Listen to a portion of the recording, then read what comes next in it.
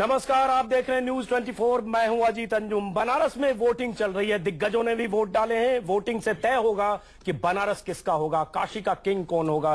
नरेंद्र मोदी का मुकाबला अजय राय और केजरीवाल से माना जा रहा है। हालांकि बीजेपी मानती है कि बनारस में नरेंद्र मोदी के पक्ष में सुनामी होगा और मुकाबले में उनके आगे कोई नहीं टिकेगा। वोटिंग हो रही है बनारस में और शाम 5 बजे से हम एग्जिट पोल के नतीजे भी दिखाएंगे न्यूज 24 पर। टुडे चाणक्य एग्जिट पोल के नतीजे जो हर बार सटीक साबित हुए हैं राज्यों के चुनाव में। अभी हाल में हुए 4 राज्यों के चुनाव में दिल्ली, मध्य प्रदेश, राजस्थान, छत्तीसगढ़, हर नतीजा एग्जिट पोल का अब तक सटीक हुआ। टुडे चाणक्य एग्जिट पोल शाम 5 बजे से देख सकते हैं न्यूज 24 पर लगातार।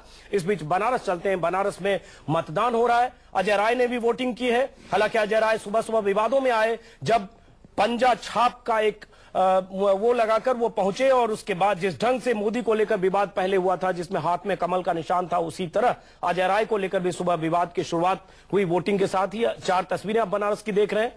नहीं, दूसरी तस्वीर मुरली मनोहर जोशी की है।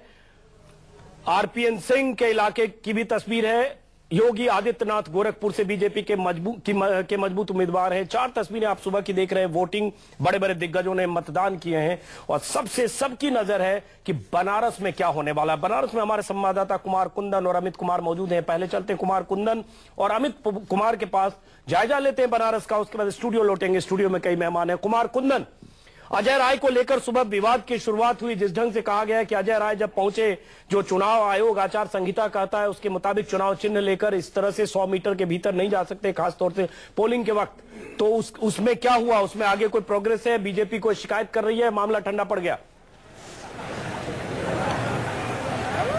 नहीं, देखिए, मामले में सिर्फ इतनी प्रगति है कि एक सीसीटीवी फुटेज मंगाया गया है और ये जानने की कोशिश की गई है कि क्या सही में अजय राय ने पहन रखा था कि नहीं। लेकिन हमारे और सबके कैमरे में ये तस्वीरें कैद हैं कि उन्होंने बकायदा पंजा वाला पहन रखा था। इतना ही नहीं, उसके बाद बकायदा पुलिस आई है और पुलिस ने मामले की छानबीन करने की कोशिश की है। लेकिन बड़ा सवाल ये कि अजय राय जो मैसेज देना चाहते थे शायद वो देने में कामयाब रहे हों। दूसरी बात कि पुलिस अभी फिलहाल यहाँ पे, मैं जिस जगह पे खड़ा हूँ, हाइपर सेंसिटिव बूथ है, यहाँ पे इस तरह के किसी भी चीज का अगर कोई प्रयोग कर रहे हैं तो उसको मना कर रही है। जहां तक वोटिंग की बात है अजीत, मैं आपको बताऊं कि लंबी लाइन, मैं एक बार तस्वीरों में दिखाना चाहूंगा, लंबी लाइन है और इस धूप में भी बनारस के मतदाता इस जागरूकता के साथ वोट कर रहे हैं। तो इससे आप अंदाजा लगा सकते हैं कि बनारस का वोटिंग परसेंट इस बार क्या होगा। पिछली बार 42% हुआ था, इस बार उससे भी कहीं ज्यादा होने के कुंदन, जो आपने बातें कही बहुत दिलचस्प है। कुंदन, वोटिंग कितनी होती है, वोटिंग परसेंटेज क्या बढ़ता है, सबकी नजर इस पर है। वोटिंग परसेंटेज क्या बढ़ता है, क्योंकि देश के अलग अलग हिस्सों में, यूपी में भी जो अब तक चुनाव हुए, आज सिर्फ 18 सीटों पर वोटिंग है, वोटिंग परसेंटेज बढ़े हैं। और अगर ये वोटिंग परसेंटेज बढ़ता है तो इसका क्या मतलब है? अमित भी हमारे साथ बनारस से मौजूद है। अमित, वोटिंग परसेंटेज बढ़ने का अनुमान लगाया जाए, क्योंकि पिछली बार 6.25 लाख के आसपास वोटिंग हुई थी, 41-42%। इस बार एक अनुमान लगाया जा रहा है कि 65-70% तक वोटिंग हो सकती है। अभी शुरुआती रुझान, करीब 3 घंटे हो चुके वोटिंग शुरुआत हुए, क्या माना जाए कि वोटिंग परसेंटेज पिछली बार की तुलना या अब तक हुए चुनाव की तुलना में बहुत बढ़ने वाला है? देखिए, निश्चित तौर पर बढ़ने वाला है और इसका संकेत सुबह सुबह जो मतदाता है बहुत ही शानदार तरीके से दिया था। सुबह 7 बजे से हम लोग खड़े हैं और 7 बजे से ही लाइन लग गई थी। और अभी आप देख लीजिए, गर्मी लगातार बढ़ रही है और उम्मीद की जा रही है कि 40 से 44-45 डिग्री टेम्परेचर होगा। और आप देखिए हालात, सभी बूथ पर, करीब 9 बूथ है। ये पीली कोठी में, यहाँ पर जहाँ मैं इंटर कॉलेज में खड़ा हूँ, वहाँ पर 9 बूथ है और हर बूथ पर देखिए लंबी कतारें हैं, लंबी कतारें हैं। धूप है, हालांकि कुछ छाया में हर कोई कोशिश कर रहा है, लेकिन ये संकेत बता रहा है कि इस बार निश्चित तौर पर, और करीब 10 बजे तक ये माना जा रहा था कि 20% वोट हो चुके हैं। तो ऐसे में निश्चित तौर पर ये ऑब्जर्वर थोड़ी देर पहले आए थे, हमने उनसे भी बात की तो ऑब्जर्वर ने भी ये कहा कि जिस तरह के संकेत, जिस तरह से लोग निकले हैं, और सबसे बड़ी बात की मतदाता अपनी ताकत दिखाने के लिए पूरे जोश में है। धूप हो चाहे कुछ हो, कुछ बुजुर्गों से बात हुई, कुछ महिलाओं से बात हुई, हर कोई ये कह रहा है कि अपना मतदान करेंगे, अपना वोट देंगे। चलिए, नजर रखिए अमित, हम आपके पास वापस लौटेंगे। इस बीच दर्शकों को बता दें, वैसे वोटिंग तो आज 41 सीटों पर हो रही है, जिसमें 18 सीटें यूपी की है, 6 बिहार की। हर सीट अहम है। 543 सीटों पर जीतकर कोई चुनाव के बाद अगर प्रधानमंत्री बनता है, जैसा कि मोदी ने कहा, हर सांसद अहम है, हर सीट अहम है। लेकिन जाहिर है बनारस सबसे अहम है, क्योंकि बनारस में नरेंद्र मोदी खुद चुनाव मैदान में है। इसलिए बनारस की बात हम बार बार कर रहे हैं। दर्शकों को बहुत बार लग सकता है आनंद जी कि हम बनारस ही क्यों कर रहे हैं, वोटिंग तो बाकी 40 और सीटों पर हो रही है। लेकिन हमारे स्टूडियो में 2 मेहमान हैं जो बनारस के हैं, आनंद प्रधान और प्रदीप सिंह। हालांकि दोनों का रुझान थोड़ा राजनीतिक अलग है विश्लेषण में, लेकिन हम जरा समझेंगे। आनंद प्रधान, पहले आपसे, पिछली बार 42.6% वोटिंग हुई, 42.5% मान लीजिए, 6,65,490 वोट पोल हुए। 42% इस बार एक अनुमान है कि हो सकता है 60, 65, 70 तक जाए। और अगर ये 18, 20, 22% जो भी होता है, हम अभी हाइपोथेटिकल में भी बात कर सकते हैं, इसका फायदा किसको मिलेगा और क्यों होगा, अगर होगा तो? देखिए, मुझे लगता है कि इस बार के चुनाव की जो सबसे खास बात है कि पॉलिटिकल मोबिलाइजेशन बहुत जबरदस्त हुआ है। खास करके भारतीय जनता पार्टी और आम आदमी पार्टी के हजारों कार्यकर्ता, और न सिर्फ बनारस के बल्कि देश भर से जो जुटे, और उन्होंने जिस तरह की मोबिलाइजेशन की है, एक एक घर तक पहुंच करके लोगों से बातचीत करके उनको जो चर्चा की है, और पूरे चुनाव में जिस तरह से पोलराइज्ड इलेक्शन हो रहा है पूरे देश में, वो बनारस में भी पोलराइजेशन दिखाई पड़ रहा है। मतलब आप जो कह रहे हैं उसका मतलब ये होगा कि ये अगर 20% या कुछ भी बढ़ता है तो ये फायदा बीजेपी का है आपके? नहीं, मेरे हिसाब से फायदा भी केवल बीजेपी का नहीं है, क्योंकि एक पार्टी के कारण ये नहीं हो रहा मोबिलाइजेशन। ये मोबिलाइजेशन खास करके आम आदमी पार्टी, कांग्रेस पार्टी ने भी बहुत मोबिलाइज किया है। आखिरी दौर में समाजवादी पार्टी, जो माना जा रहा था कि समाजवादी पार्टी और बसपा एक तरह से चुनाव मैदान से बाहर हो गए, समाजवादी पार्टी भी आखिरी दौर में वहां पर खुद अखिलेश ने आकर रोड शो किया। तो इन सब के कारण सभी तबकों के वोट और सभी पार्टियों के वोट काफी मोबिलाइज्ड हैं।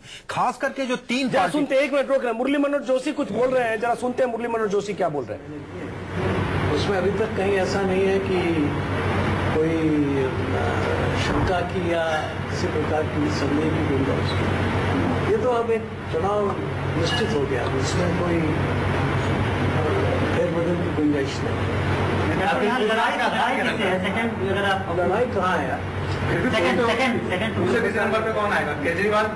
पता नहीं साहब कौन आए, इनमें से कहाँ आएंगे कि नहीं आएंगे, बस्ते भी रहेंगे कि नहीं रहेंगे, शाम को कुछ पता नहीं। देखिए, एक तरफा नहीं मानते हैं बनारस में, बिल्कुल पूरे तौर पर भारतीय जनता पार्टी के पक्ष में। आप 18 में अधिकांश सीटें बीजेपी को मिलेंगी, इस विश्वास का आधार क्या है आपका? इस विश्वास का आधार हमारा ये जो हमारे कार्यकर्ताओं ने काम किया है और जिस प्रकार से लोग की भी आवाज बहुत साफ नहीं आ रही है मुरली मनोहर जोशी की। विनोद अग्निहोत्री आपने सुना, वैसे आनंद प्रधान जो बोले थे, मेरे लिए वो अहम है समझना और दर्शकों के लिए भी। वैसे मुरली मनोहर जोशी ने एक सवाल के जवाब में पूछा बनारस में कौन आएंगे, तो पता नहीं कौन आएंगे। तो पता नहीं कौन आएंगे क्या इनोसेंट सेकंड पोजीशन? अच्छा, ओके, तो हो सकता है ऑडियो की वजह से सेकंड पोजीशन। तो चलिए वापस लौटते हैं उसी सवाल के साथ।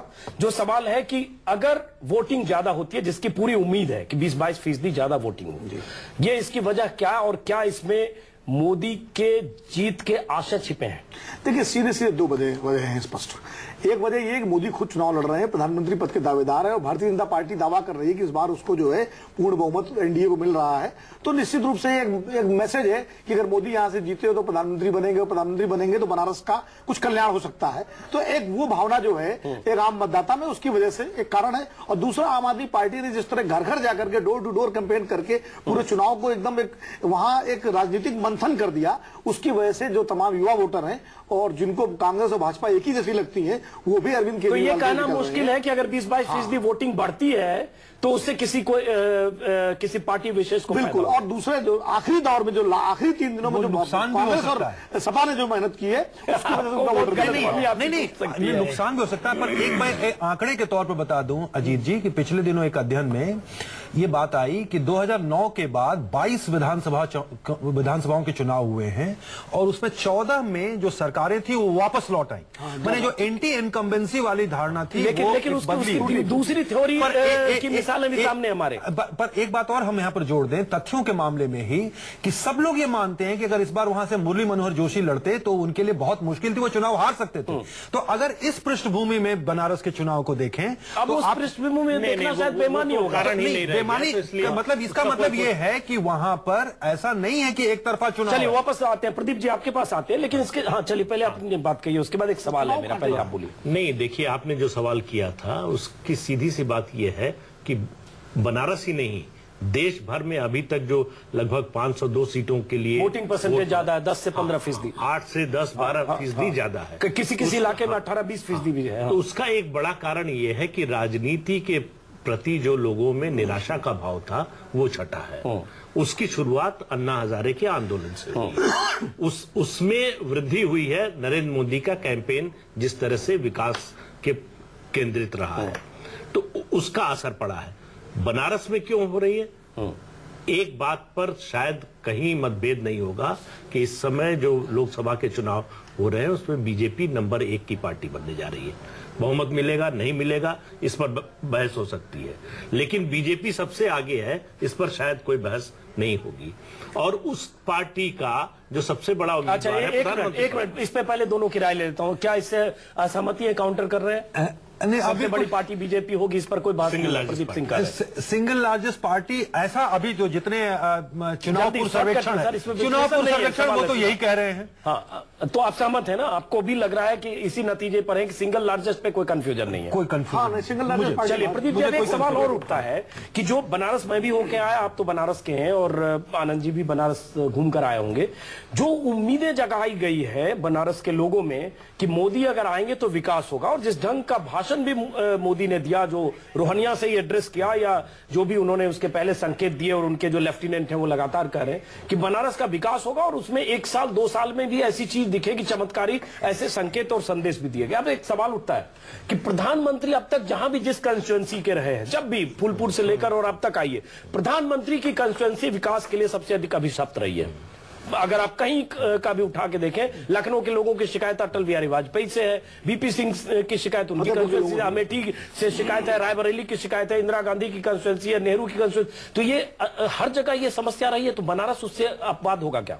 अपवाद होगा, इसलिए नहीं होगा कि नरेंद्र मोदी आ रहे हैं, हाँ, इसलिए होगा कि राजनीति बदल गई है। अच्छा, अब से पहले तक जो भी बड़े नेता होते थे, उनके क्षेत्र के लोगों की स्थानीय विकास की उतनी अपेक्षा आकांक्षा नहीं होती थी जैसा बाकी सांसदों से होती थी। उनको लगता था कि इतना बड़ा नेता हमारे क्षेत्र का प्रतिनिधित्व कर रहा है, ये हमारे लिए सम्मान की बात है। यही कारण है कि आप देखिए रायबरेली और अमेठी जो है गांधी परिवार का किला बना हुआ है उसकी। लेकिन अब आप अमेठी से तुलना कीजिए, जिस तरह से राहुल गांधी से सवाल पूछे गए हैं, उसका मतलब है कि अब लोग सिर्फ इस बात से संतुष्ट नहीं होने वाले हैं कि हमारे क्षेत्र का प्रतिनिधित्व। चलिए ब्रेक पर जा रहे हैं, लेकिन सवाल फिर यह भी उठता है कि अगर देश में नरेंद्र मोदी की लहर चल रही है और अमित शाह के मुताबिक सुनामी भी है, तो नरेंद्र मोदी को अगर किसी खतरे का अंदेशा या आशंका नहीं थी, तो बीजेपी के बड़े बड़े नेताओं ने पिछले 1 महीने से बनारस में क्यों कैंप किया हुआ है? क्यों अमित शाह लगातार वहां बैठे हैं? क्यों अरुण जेटली अमृतसर से फारिग होकर वहां बैठे हैं? और क्यों कहा जा रहा है कि 5000 से ज्यादा गुजराती वहां बैठे हैं? तो इसका मतलब गुजरात के जो मुखिया हैं और नरेंद्र मोदी हैं, उन्हें भी कहीं न कहीं चुनौती की संभावना दिखी, इसलिए शायद ज्यादा सतर्क है। ब्रेक के बाद